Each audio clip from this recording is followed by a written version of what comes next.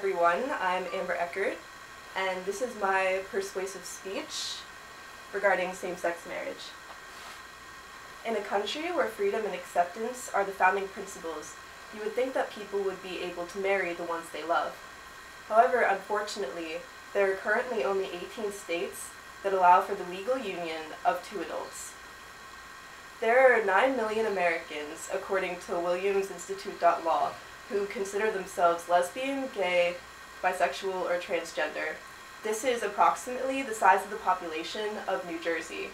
It is preposterous to think that such a large multitude of people are denied the basic privilege of marriage. My purpose today is to persuade you that not only is same-sex marriage constitutionally and morally sound, but it should be supported by decent people everywhere, regardless of religious affiliation. There are 3 arguments I will present to you today, these being that gay marriage does not harm the lifestyles of other American citizens, same-sex couples deserve the same basic rights as heterosexual couples in America, and using the basis of religion to deny the same-sex marriage is flawed and reflects personal bias rather than adherence to dogma. I will begin with my first argument regarding the institution of marriage. According to CQ researcher, opponents of gay marriage suggest that it will harm the institution of marriage, hurt children, and have no significant effect for same-sex couples. However, the institution of marriage itself is already affected significantly and negatively by heterosexual couples. According to divorcerate.org, half of all first-time marriages end in divorce. For second-time marriages, 67% end in divorce. And for those who make it to a third-time marriage, those end in 74% divorce. These statistics do not even count for adultery, domestic abuse, and other marriage problems that already exist. There's also concern regarding the ability of same-sex couples to raise children. According to bu.edu, Benjamin Siegel argues that 3 decades worth of research concurs that homosexual couples are equally capable of raising children. He argues, many studies have demonstrated that children's well-being is affected much more by their relationships with their parents' sense of competence and security, and the presence of social and economic support for the family than by the gender or the sexual orientation of their parents. Furthermore, just because a family is not a standard nuclear family comprised of a husband, wife, and children, does not mean that children cannot be raised successfully in that environment.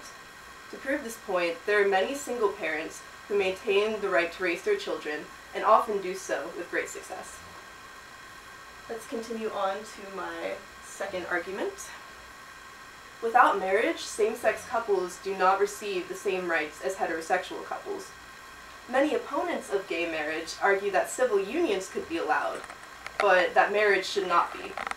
Civil unions, however, do not provide all the benefits that married heterosexual couples receive, and thus cannot fairly be suggested as substitutes for marriage. First and foremost, civil unions do not offer same-sex couples the ability to file joint taxes or be counted together on the U.S. Census. Without marriage, the federal government will not give same-sex couples tax breaks or recognize them as family.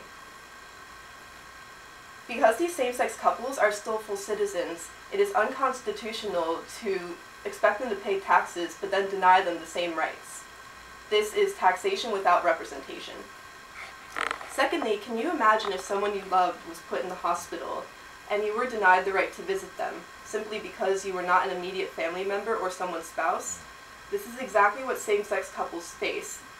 Hospitals have the right to deny visitation as long as the person who is there to see them is not an immediate family member or spouse, even if they are on their deathbed.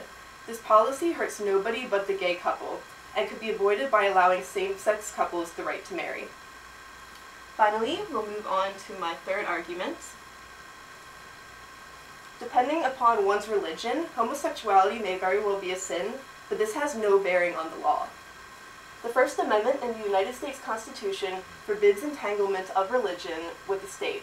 That is why it admonishes that Congress cannot make laws respecting the establishment of religion, since laws must have a secular purpose.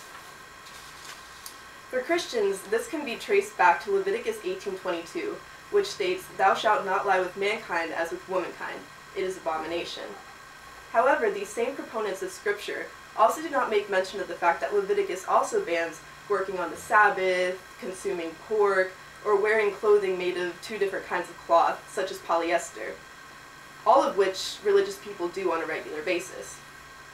Because opposition to same-sex marriage is based on specific quotes from Scripture, while other laws in the same book are ignored or passed over, it can be concluded that these arguments are flawed and only serve as a mask for personal bias.